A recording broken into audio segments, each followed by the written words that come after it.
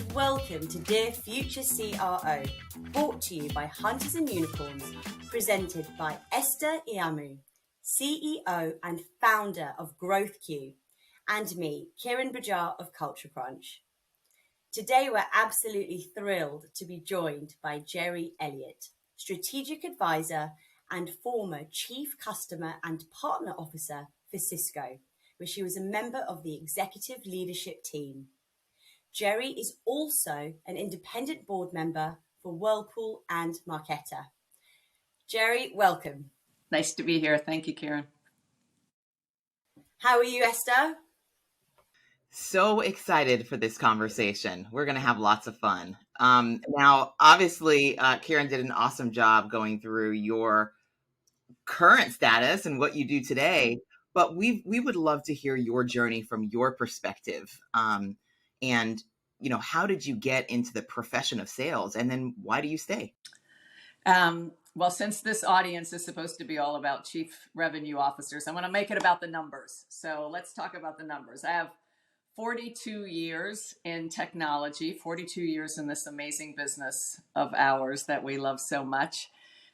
During those 42 years, I would tell you that I had 7 life-changing opportunities, whether that was being a first-line manager, a second-line manager, becoming an executive, becoming a senior executive, being a part of a C-suite, and actually joining a public board. All of those were significant milestones for me in my career. I wasn't just in sales. I had 6 different disciplines, whether it was sales or systems engineering or strategy or consulting services, product management. All of those kind of, I think, helped me broaden my career and help me be a better senior executive, whether I was going to stay in sales or not. I've worked and lived on 2 different continents. I've had 10 different moves in 7 different cities. I've had 6 different global roles, which is incredibly important, I think. But I think the more important opportunity was an international assignment where I lived in Tokyo for 2 years and responsible for 48 countries across Asia Pacific. That's a certain experience that I hope we talk about a little more, Esther, because you know how important I think international experiences are. So, and one husband, 37 years, 2 children, and that's about it in terms of the numbers. That's awesome. That's awesome. I got to tell you, anytime I've heard you speak, you either share things in 3s or you will put everything in perspective in the numbers. I love that. And there is one husband, 37 years. Just want to make sure we're on there. Had 4 husbands, and she said, "Oh, I've been married over 40 years. I beat you." And I'm like, 4 husbands. It's not cumulative. Okay. You don't get to add it. Yeah. So. I love that. I love that. But the thing I do want our listeners to hear is the fact that it wasn't just one discipline, right? You've had various experiences across different disciplines and, quite frankly, in different countries around the world, in global roles versus local roles. And it's encouraging to hear for really the future revenue leaders that are listening right now that you don't have to take one path to really succeed to the C-suite as a chief revenue officer. You can take multiple paths, and all of that experience is cumulative. Would you think that, would you agree that all of that experience has been cumulative for you? Oh, I absolutely agree. And look, getting into sales as an example was a complete accident for me. Number one, I wasn't expecting to get into technology. I was on my way to be an international lawyer. I wanted to be a Mal Cooney. That's who I wanted to be, even though I didn't know who she was at the time. I wanted to be a Mal Cooney and be into international politics. We all want to be. And I was on my way to law school before I accidentally walked into a career day fair that was happening so many years ago, and to get a Coke because it was in the student center. And somebody stopped me and said, "Hi, my name is Donnie McKenton from IBM. Would you like to work for IBM?"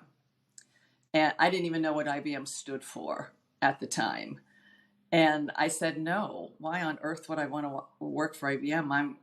this is what my career is going to be. I'm going to help children. I'm going to be in international politics. And that spontaneous, accidental meeting changed everything for me. And of course, I argued with him, and we had this wonderful debate about what was the best career path. And I was on my way to get a JD MBA, which was unusual back then. It's more common now. And he convinced me that working for IBM would give me a better business education than going to get my JD MBA. And I didn't believe him at first, but I believe he was right. That was accident number one. Accident number two was I wanted to be a systems engineer. I hated sales training. I called my manager every day of the 6 months of sales training, because with IBM, you had to train for 2 years before you got to call on a customer, which is amazing. Most people now get thrown into the pool, a day or two after you join. With IBM, you weren't allowed to call on a customer until you were completely qualified.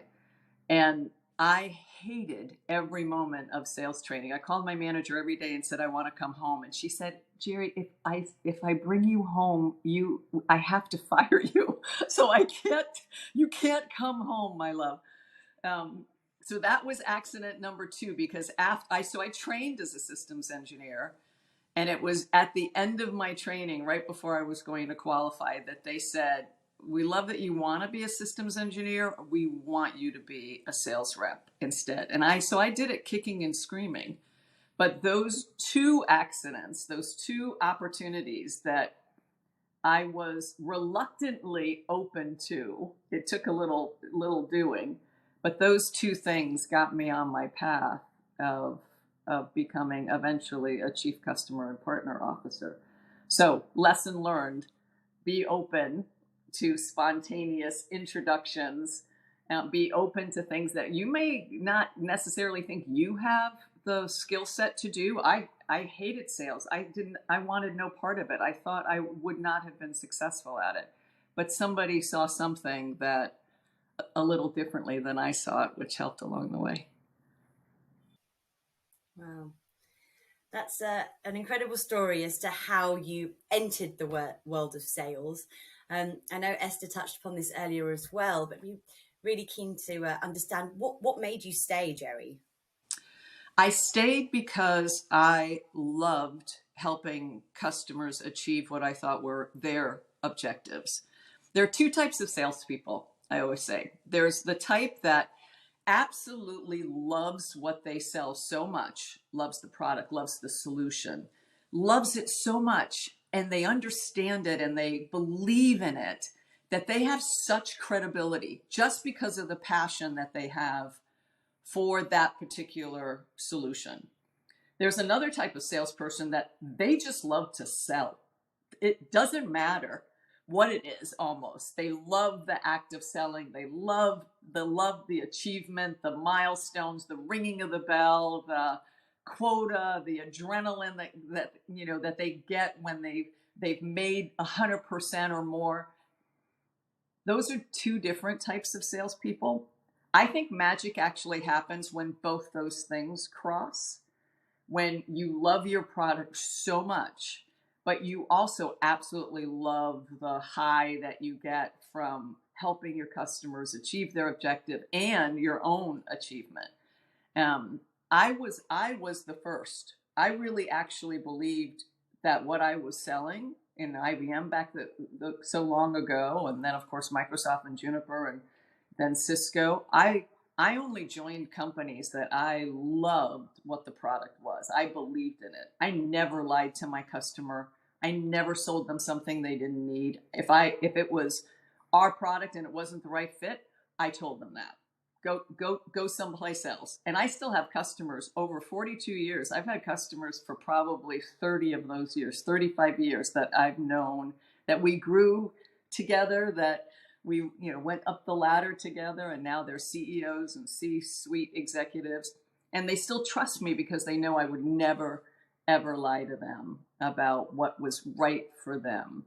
I started as that first type of salesperson, sales leader. I ended up at the second. I ended up kind of loving the high and the adrenaline and I think the last count was 157 quarters that I closed or something like that. So I always say I age exponentially at the end of every quarter, but I love the achievement of it. So you mentioned something about you kicking and screaming getting into sales, and there was somebody who saw something in you that you didn't see that just brought that really pulled you along into this profession.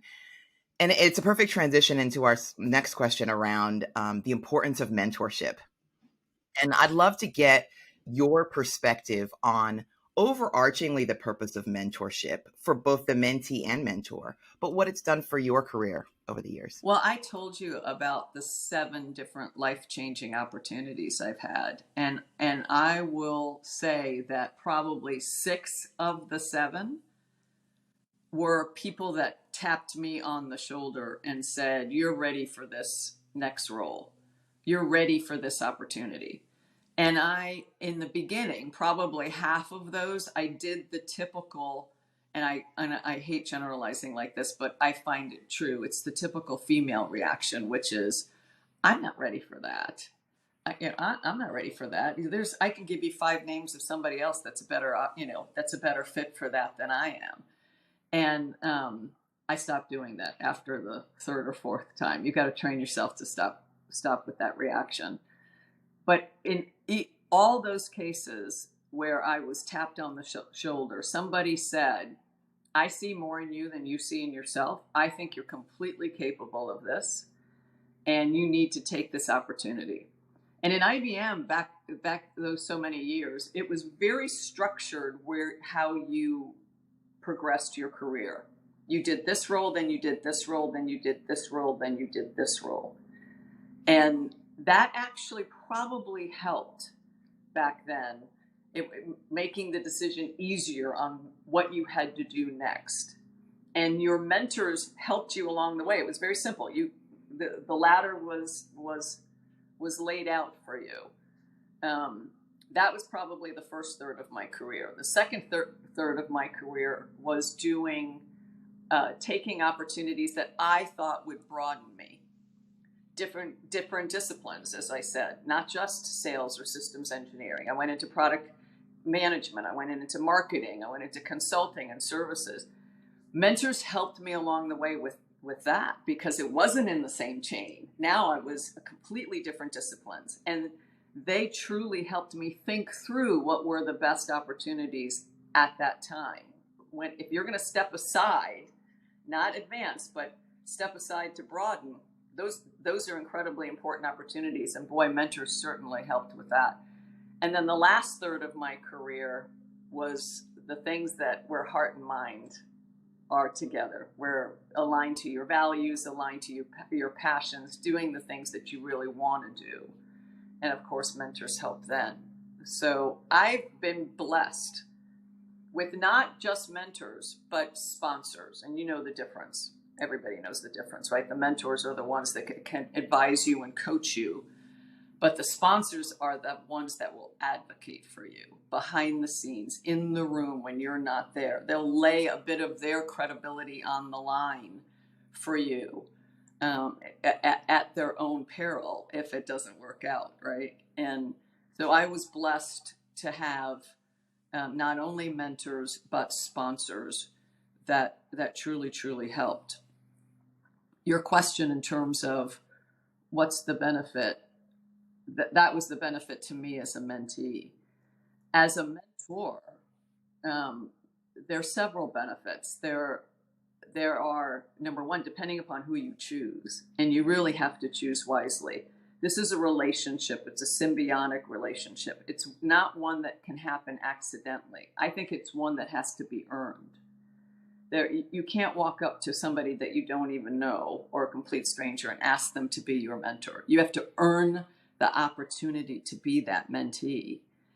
And that mentor has to see something in you that earns the right to have you, quite frankly, as a mentor.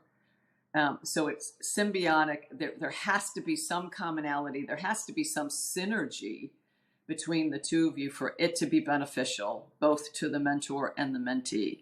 From a mentor perspective, it can be the relationship, just the relationship itself. It can be the professional relationship itself. It can be where that mentee is in the business so that you can get an insight into what's happening at that particular level that you wouldn't know based upon the level that the mentor is. It can be a window into your own leadership capabilities and a mirror back to how effective you truly are as a leader or a mentor. So it's a valuable relationship. It's not for the faint of heart, quite frankly. I think it should be exclusive. You can't. I don't think you can be effective if you had 10 mentees and you were spread so thin. I think you have to choose wisely and really give it your all. I think a lot of pressure is on the mentee. The way that I mentored was I left it to my mentee to decide how they would use the time. And some were very different. Some were, I'd like to make this a casual relationship.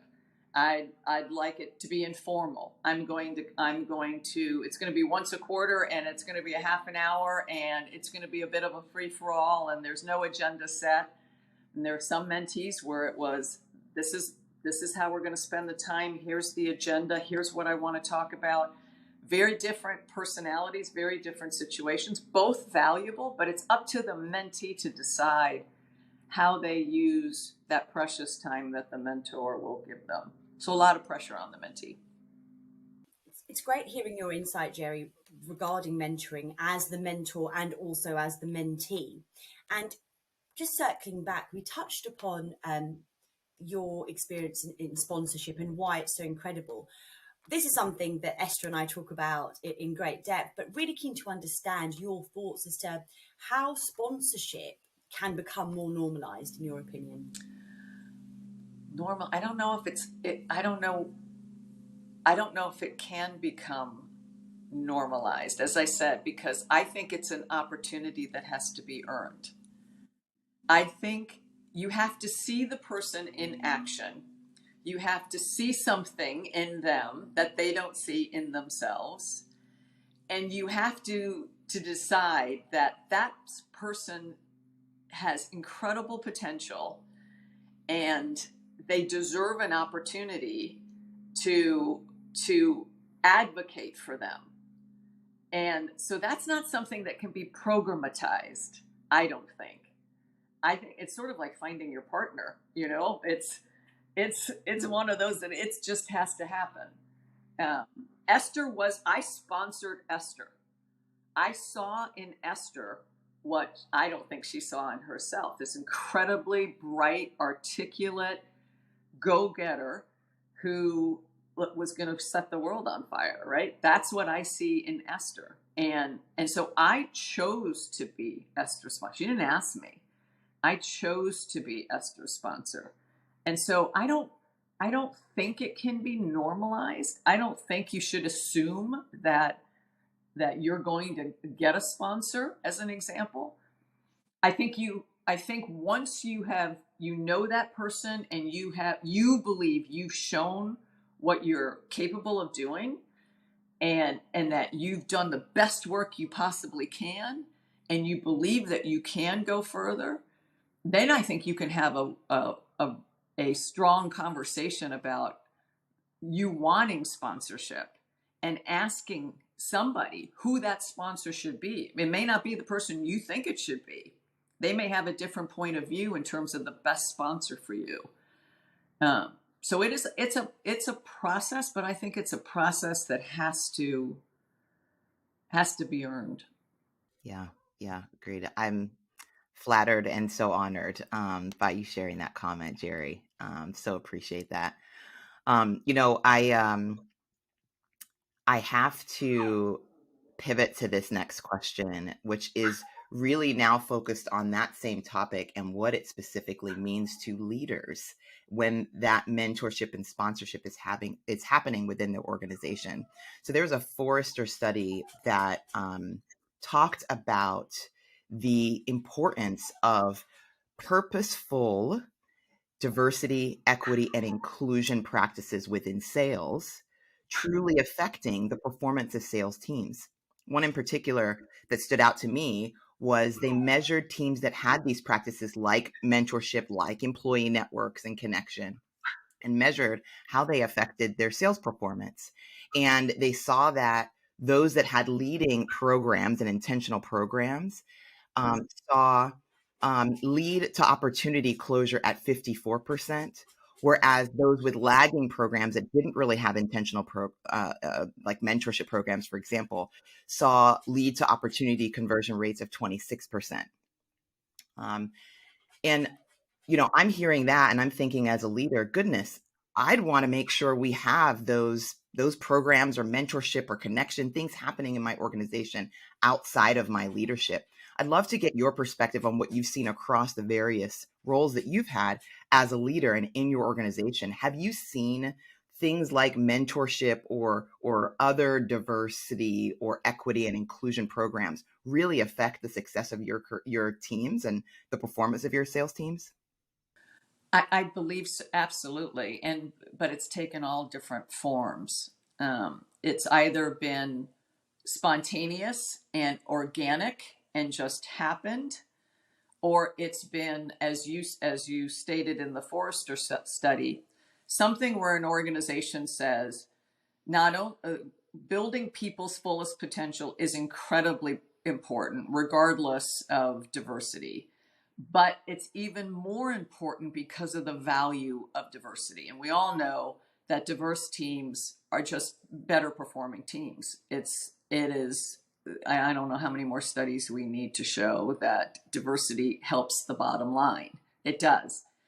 And so now if you look at a mentor program and you say, it can happen spontaneously, it can happen organically, but it may not happen spontaneously and organically for everyone. And so we need to make sure that we get to all aspects of the organization. We get to all races, all gender, all walks of life, all economic situations, whatever it is, all sexual persuasions. We want to make sure that no one is left behind. And the only way to ensure that is to formalize it and to make it a structured program. And that's where I think it is brilliant. Now, there's always an organic piece of that program that I think you can't overly structure it. You can't make it so, and I've seen those fail miserably, where this is how we're going to do it, and you two are going to be a pair, and you're going to like it. You're going to love that relationship, whether you do or not. That doesn't work. You have to create a program and a structure where there is that process of finding the mentor and the mentee, or the sponsor and the sponsoree, in an organic way where it makes sense to. When I chose a mentor as an example, a mentee as an example, I always said there were, 3 things I looked for. They had to be geographically attractive, because I'm sorry, it's really hard mentoring somebody in 18 time zones away from you. There had to be some similarities between the two folks. It might be personality, it might be where they were in their career. Did I have something that I felt like I could offer them? And the mentee had to understand what their responsibilities were, right? Those were the 3 things. And I think programs should think about what are the 3 things that are going to put the right mentors and mentees together. May not be my 3. It might be somebody else's 3. But thinking through that process, I think, is incredibly important to the program itself. So it's a balance, like everything else. You can't go to extremes. It can't be too informal. It can't be too formal. It has to be something that is natural, but structured enough to really ensure that you're getting the result that you want. That was definitely not meant to be a commercial for GrowthQ, but it was the perfect commercial for GrowthQ. Let's just call it. I mean, you just mentioned, right? Having a tiny bit, just enough, a touch of structure, of location, of personality, and then really owning what is this relationship going to be? And that's exactly what we purposely do for all of our GrowthQ matches, right? Is understanding their personalities and is there a match? Understanding what the mentor has to give and what the mentee is looking for. And then let's really help set you up with the right expectations of how to make this relationship as fruitful as possible. So I just love that. We're going to cut that and record all the things. That was awesome. So cool. So, Joe, we've heard, we've talked about the pros of a diverse team, right? But can we just pivot towards understanding your thoughts and experience with regards to diverse interview panels? What are your thoughts with that? What's been your experience? Well, diverse interview panels is just one aspect of the process itself, right? All hiring, you should make sure that you have diverse slate of candidates to begin with. And that, I think everybody pivoted on that first, yes, we are serious about diversity and we make sure that we always have a slate of candidates that are diverse. Well, that's just one part of the process. You better make sure that you have a diverse slate of interviewers as well, because that diverse candidate better see their representation in that company, whether it's on the leadership level or at a minimum, the people that are interviewing them. And you have to think about, I think the interview process itself has to be incredibly structured. I'm not a fan of interview processes where, this interviewer asked this set of questions, and this interviewer asked a completely different set of questions, and this interviewer asks a third completely different set of questions. I'm of the principle that there should be a majority of the questions that are exactly the same for all the candidates and for all the interviewers. And then there should be a smaller percentage of the questions that should be related to perhaps the expertise of that interviewer, so that they can go a little deeper with the candidate itself. Why do I say that? I think that's the great equalizer.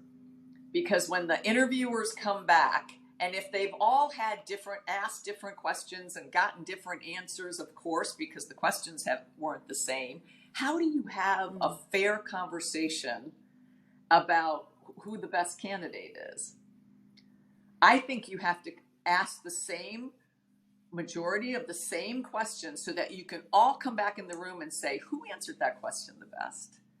And evaluate on that. And so to me, it levels the playing field more. And it's a nuance, but I think it's an incredibly important nuance for the process to be fair for all those candidates and to have a productive conversation based on data and real answers to questions versus what you suppose the answer to the question might have been that you didn't pose. I love the way you've put this, because you're breaking down inclusive hiring from a very different perspective. It's not just let's get diverse candidates to the table to interview. Let's get diverse interviewers to interview. But if the taxonomy for how we're measuring the talent isn't the same, our efforts kind of go in vain there, right? I love that idea of creating that structure. Listeners, you heard it first here, but a certain percentage of those questions being the same, and a certain ones coming from the perspective of the expertise of the interviewer. Yeah, I love that. To dive specifically into this any further, have you found certain practices in particular that maybe help further remove unconscious bias, or any stories where you've particularly seen that work with your teams? Anything you particularly remember where it's worked with your teams in particular?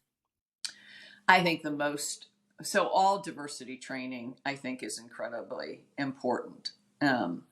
Dangerous if not done well. I think diversity training should be conducted by professionals who truly understand not only the importance of the training itself, but what the training can uncover. I have been in diversity training sessions in now 4 different companies. And in each case, there has been breakthrough conversations that were incredibly personal. Everybody always goes back to, what does this mean for them? And where they have seen it or how they've experienced it. And that it is such a powerful conversation. It's the reason why I think it's not for amateurs. So number one, if you are a company that is serious about ensuring that unconscious bias doesn't happen in your organization, get some professional help.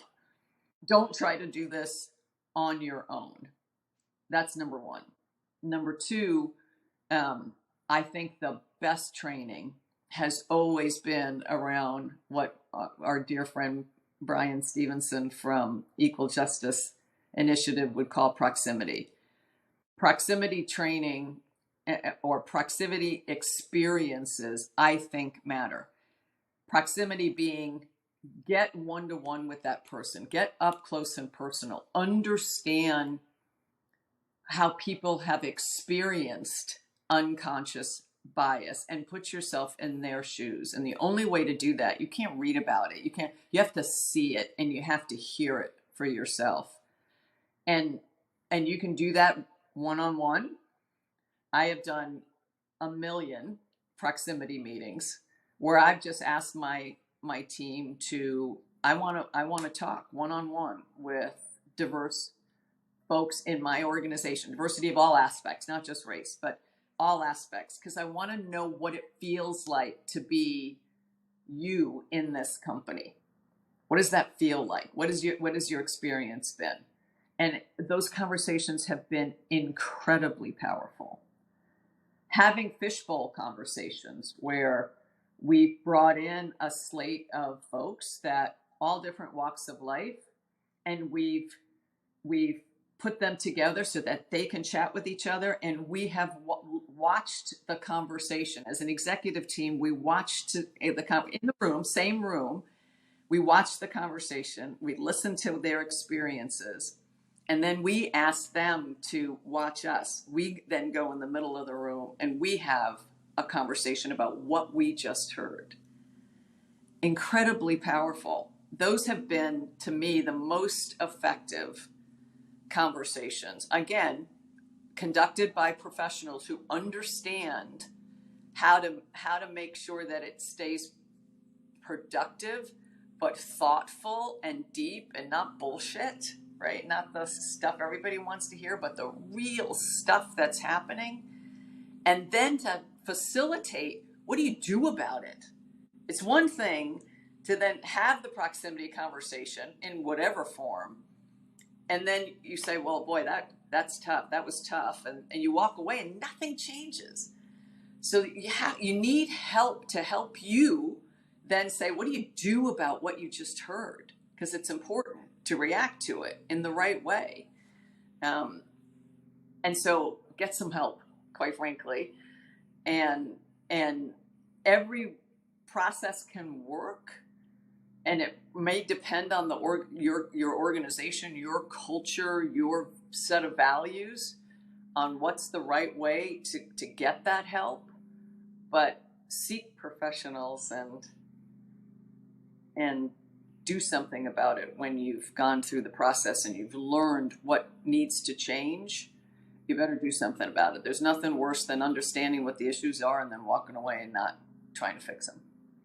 Wise words. Gerri, you talked earlier on actually about your plethora of experiences and different roles, and I'd really like to revisit that. In your opinion, what have been the most impactful to your career in terms of structured job rotations? Let's start there. Well, I said that my career has been a third, a third, a third. And the first third couldn't have been any more structured in terms of this is what you did. And there was some freedom associated with it. I didn't have to think about it. I didn't have to angst about what the next role would be. So I was lucky in that regard. Other companies may not be that structured. And so you might have to fend for yourself with what that next role would have been. I thought some of that structure was unnecessary at the time. Why take me out of a customer-facing role if the most important thing are our customers and I want to be customer-facing? I understood why they did. That was a grooming mechanism, but I thought it was unnecessary. And we did change it years later to say that you could advance your career staying in front of a customer, not necessarily having to pivot out of it. So structured rotations, I think a better idea is something that I learned from Meg Whitman, who she used to do this with her direct reports. She would shake up the chairs with her direct reports on a regular basis. She would say, okay, you're our CMO. Well, guess what? You're now going to be our CRO. And you're our chief legal officer. And well, guess what? You're now going to be our government affairs person. She would shake it up on a regular basis. It had nothing to do with, quite frankly, performance. In her mind, it meant it was a way of ensuring that her leadership team sat in different chairs, understood different perspectives, didn't hold on to sacred cows. I think she told me that she used to Andrea Jung, who is the CEO of Avon, used to say that on a Friday, she would tell her direct report team that they were fired, that they should put their badge in a bucket as they were leaving Friday morning, but that they should come back on Monday. And so they got fired on a Friday, put their badges in the bucket, and on Monday morning, she would say, okay, you're all rehired. You can take your badges out of the bucket, but you are new to this role. Same role that they were in on Friday, but they had been fired on Friday. You're new to the role. There are no more sacred cows. You should just think about how you coming into this role with a fresh set of eyes, what you would do differently. And it's a silly exercise, but it's one that just gives you perspective of how would you do it. And I think of that structured rotation the same way, the Meg structured rotation. I love that because I actually think it makes you fresh and keeps you spontaneous. Yeah. I love both of those perspectives, right? They're two different ones, Kieran, right? There's one which is, let's musical chairs this a little bit. So, hey, everybody, you were in product, you're now going to be marketing. You were in marketing, now you're going to go lead our revenue teams. You're in, right? So that being one aspect, but then the other, I think is incredibly powerful, of on a Friday, turn in your badge, you're all done, you've been fired. Monday, you will be rehired, and you get in Monday and look at your business with fresh eyes. It's that go off for the holiday and come back in the new year feeling, new year, new me feeling, but that's incredibly powerful. And I remember now why Andrea said that she did that, because she was the CEO of Avon, and she had been the CEO of Avon for 12 years, I think at the time, and had been very successful, but then went through a period where she wasn't as successful, or the business wasn't as successful. And she did that purposefully because she felt that she would hold on to her sacred cows. This was all on my watch. And would I do something differently? And so she did that exercise to give herself and her team freedom to look at things with a fresh set of eyes. So I just love that exercise. And I've done it a couple of times. It freaks your teams out, by the way. Gotta love that. Well, this last question, as Kieran always calls me out because I get so pumped about this last question. This last question is exactly why we're here and why we do this. I think to 21-year-old Esther stepping into her first role, taking on a quota and looking around and thinking, oh my goodness, what did I just sign up to do? But what is the path going to look like? And quite frankly, Gerri, you've lived this path. And so I would love for you to share to the future CROs that are listening to this conversation, whether they're earlier in their career or they're mid-career or just about to get into that potential CRO role. If you could answer this question, dear future CRO, and give that almost love letter to that listener, how would you answer that sentence? Oh, Lordy. Dear future CRO, forget the R. And number one, I tell you, forget the R. I, by the way, hate the title. No disrespect. But I never had the CRO title, never wanted the CRO title. I was hired in for the CRO job. But the first thing I did was, we're changing this title. Because you have to remember where the revenue comes from. The revenue comes from your customers. And if you're going to focus on the dollar versus focus on that customer or that partner, regardless of what your distribution model is, that consumer, it could be an enterprise, it could be consumer, it could be partnerships, you better focus on them, or that revenue, that growth will never come. I chose to be Chief Customer Officer. I chose to be Chief Customer and Partner Officer. I never wanted a Chief Growth Officer or Chief Revenue Officer title, because I thought it was the wrong emphasis. So forget the R. Go focus on your customers. Go make them successful. Go ensure that they trust you, whether you're just starting out in that first quota role.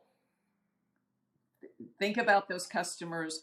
Make sure that they are first and foremost. I used to say customers first, your unit, the company second, your unit third, you personally a distant fourth. If you just think about those priorities, then you'll be successful. So forget the R.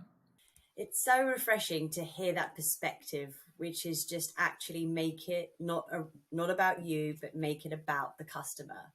And you know, focus on them, focus on their trajectory, their development, and then yours will follow inevitably anyway, if you do the job well, which clearly you have done over and over again. That's I love that one. Thank you for sharing. Gerri, on behalf of Esther and I, thank you so much for joining us today. And actually, not just on behalf of Esther and I, on behalf of all of our viewers and the listeners out there who I know will have found this conversation so incredibly insightful, informative, and quite frankly, moving as well. To all of our viewers and listeners, if you've enjoyed this conversation, please show some love. Please hit the like, share, and subscribe button to hear more from GrowthQ and Culture Crunch as part of the Dear CRO series. Although you can drop the R, as Gerri has said. So Gerri, once again, thank you so much for joining us. Esther, until next time, it's been a pleasure as always. And to our viewers and listeners, thanks so much for joining, and we look forward to seeing you next time. Until then, take care. Bye-bye.